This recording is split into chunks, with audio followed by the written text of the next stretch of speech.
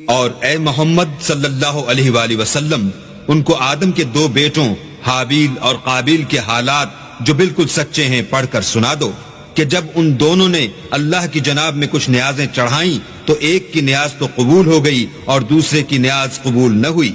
تب قابیل حابیل سے کہنے لگا کہ میں تجھے قتل کر دوں گا۔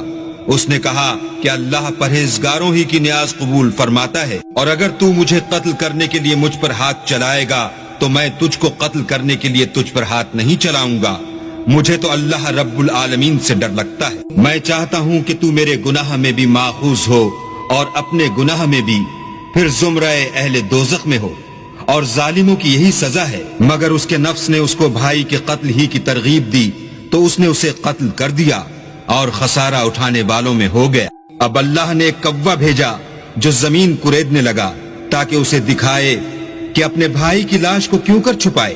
کہنے لگا اے ہے مجھ سے تو اتنا بھی نہ ہو سکا کہ اس کوے کے برابر ہوتا کہ اپنے بھائی کی لاش چھپا دیتا۔ پھر وہ پشیمان ہوا۔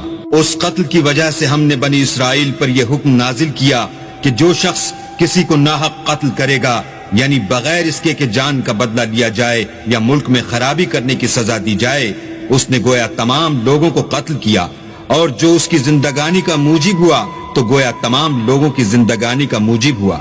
اور ان لوگوں کے پاس ہمارے پیغمبر روشن دلیلیں لا چکے ہیں، پھر اس کے بعد بھی ان میں بہت سے لوگ ملک میں حد اعتدال سے نکل جاتے ہیں۔